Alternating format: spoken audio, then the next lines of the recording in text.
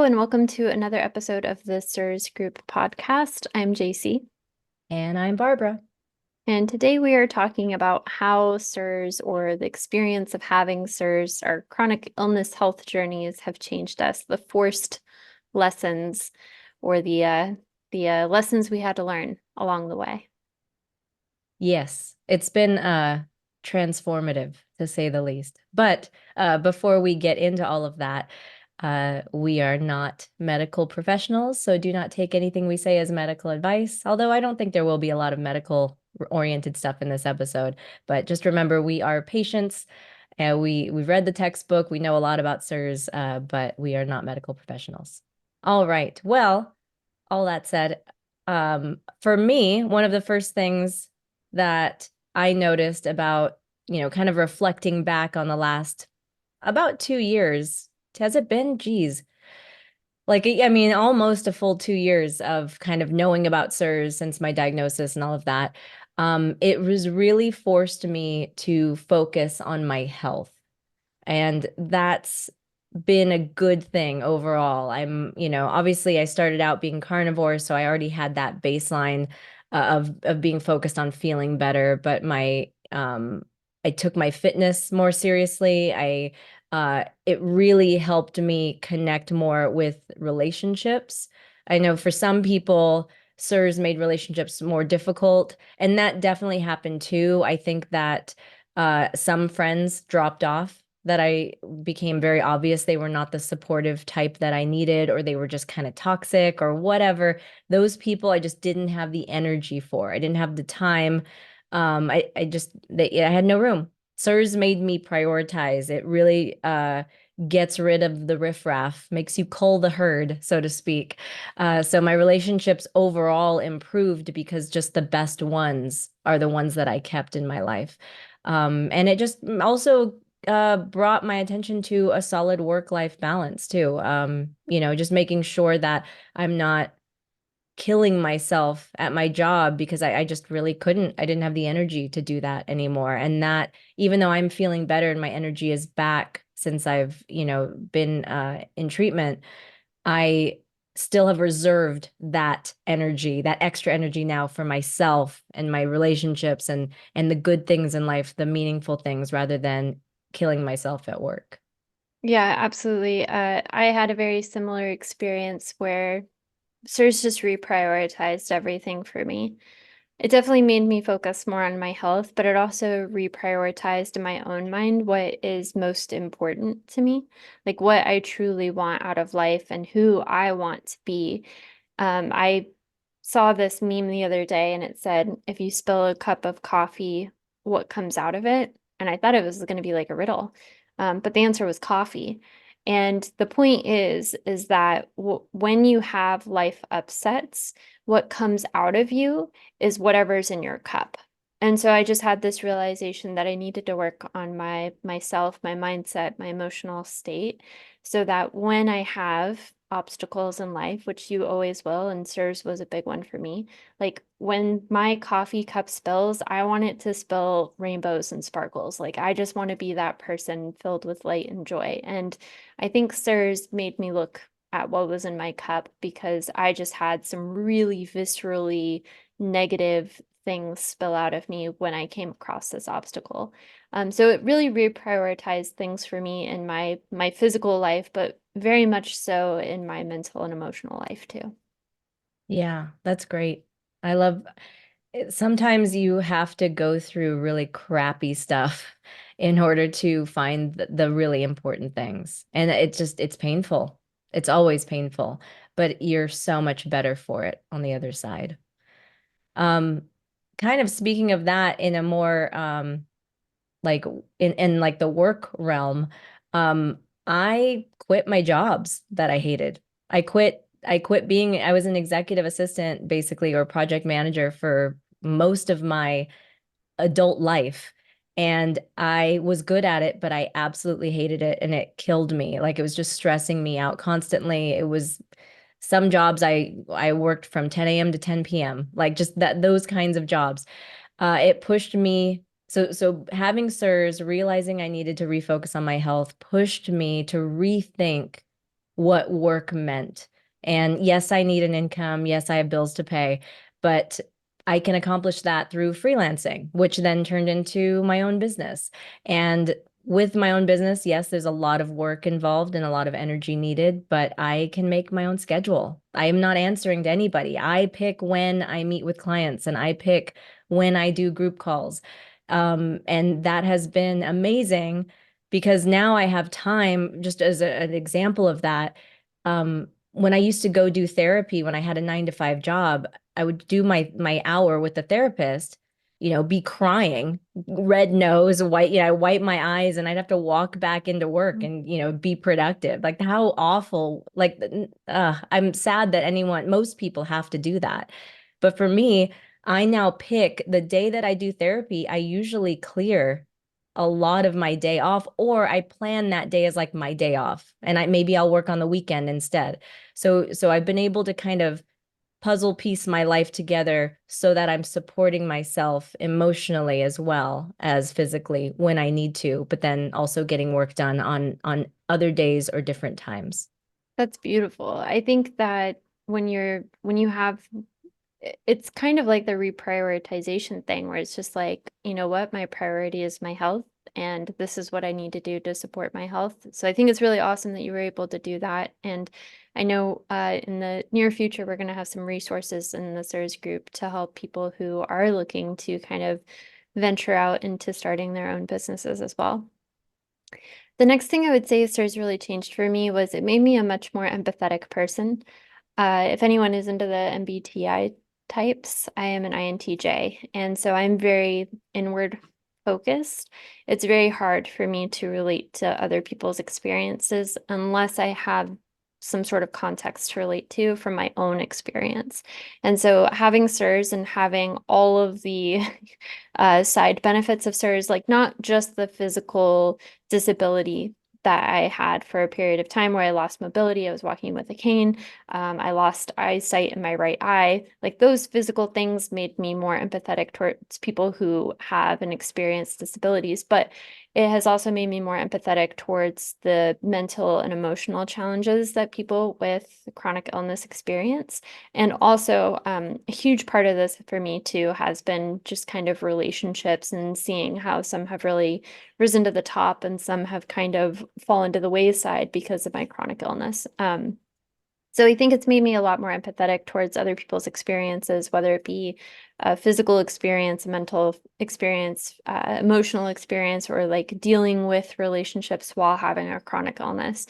And it's really cool to see that play out in real time. Now that, we have the CIRS group and we're talking to people, it's so nice to have a group of people who get it, right? Like so many of us have CIRS and we're trying to explain it to people, and it is such an invisible illness, but now we have this amazing community where you can immediately relate to the people who are there on this really visceral level. Yeah, that's, and to kind of piggyback on bringing up the types, I'm an ENFJ. And so, and I lead with feeling what the room is feeling. So I'm painfully aware of how other people feel, actually more so than even myself. And for the longest time, I didn't really know that that wasn't my own feelings. And now I can recognize more that like some of the things that I'm getting from the room are actually other people's feelings. Um, but now I can kind of parse that out, and I have that consideration for the invisible illness, like you were saying, Jacie, about like actually understanding that somebody might be in pain and you can't see it physically. Like for you, you were walking with the cane so people could see that part. But for me, if I have GI issues, unless you're going into the bathroom with me, you're probably not gonna know. So there's just so many other aspects of my illness that people don't really see as they interact with me. And I now realize that that is another layer that I just need to consider when I'm dealing with other people. So yeah, that's been a really big thing for me too. One thing that I've had to come to terms with in my search journey is at the beginning of our podcast, I would quite frequently say I kind of lucked into healing because I accidentally dog sat at a different location for a week and I felt so much better there, I ended up staying. And so I always say I lucked into it because I just happened upon this safe space that I could stay at. But I didn't luck into it because it did come at a cost. It came at the cost of leaving my family home, not living near my family. And it also came at the cost of losing all my possessions except for what I had in a carry-on. So I think one thing that CIRS has really highlighted for me personally is like those moments in my life where I thought like, oh, I'm so lucky, or like this is just like good fortune coming upon me. It's kind of highlighted to me that it's not that. It's me being ready for an opportunity and taking action on it. And so I just want to give myself a little bit of props there. Um, and if you feel like you're really struggling with your SIRS journey, the hardest step is getting out of exposure. That is the hardest step for everyone. And so if you can luck into finding a safe space, whether that's, leaving the location you're at, or, having the financial bandwidth to remediate or be able to take out a loan to remediate, like pat yourself on the back for that, because that is the hardest step. And overcoming that hurdle is the number one thing that helped me heal so much faster than I would have otherwise. Yeah. And that's such an important lesson. And I think we've said it before on the podcast that, when we first started this podcast, you and I didn't quite realize how important getting out of exposure was. And we also, me too, didn't appreciate the steps you took to get out of exposure and how dramatic that was. And I'm so thankful that you did, because you had such a remarkable, quick, it looked quick to me. It probably maybe didn't feel quick, but it looked so quick, your turnaround in health. And I know your location was a gigantic part of that. Yeah, I think you shared with me it was on a podcast that you listened to that the host was talking about childhood trauma, and they said something along the lines of, well, it happened to me, so it couldn't have been traumatic.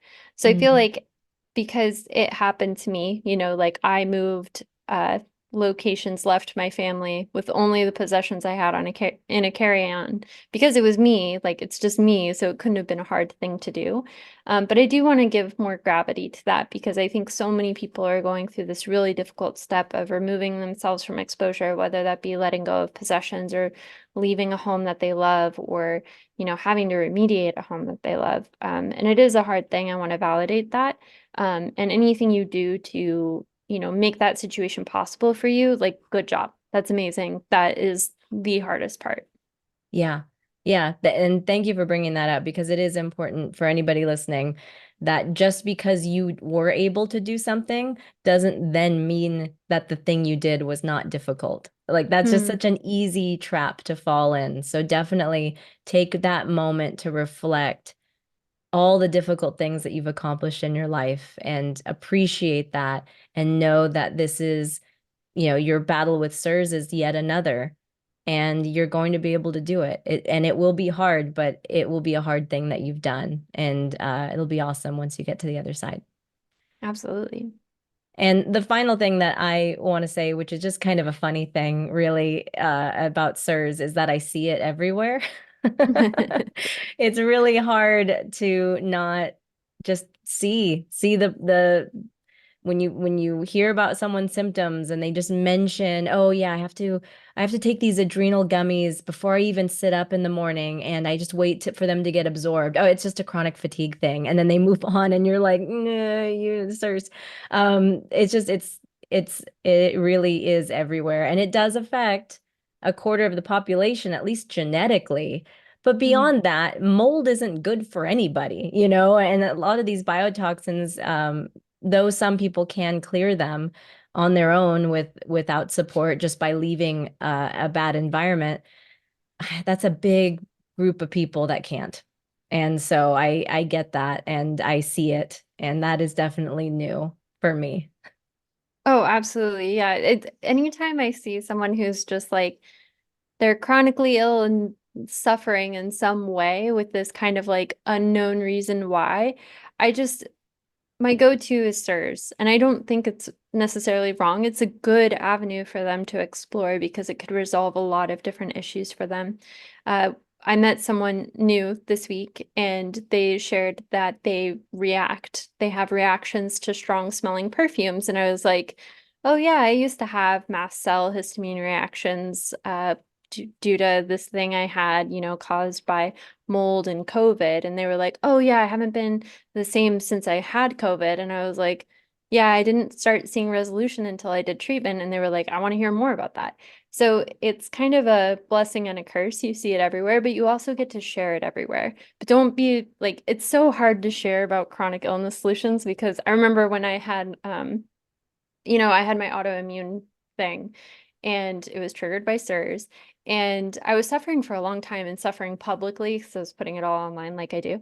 And people would constantly give me suggestions of what helped them. And it just became so annoying. There's this meme of like a battlefield, and they're like, I wonder if everyone's all dead. And someone yells out, uh, I have a pain in my leg. How do I solve it? And all the dead people start giving out suggestions. And that's really what it feels like when you have chronic illness, is like everyone wants to give their advice to you. It's so frustrating. So it is like a nuanced thing. We should probably do an episode about that, how we tell people about CIRS without, being pushy, overly aggressive, or just completely turning them off to it. Yeah, that's a good one. I'm gonna write that down for later. Awesome. Well, if you are looking for more resources and support on your CIRS journey, you can join us over at the cirsgroup.com. See you there.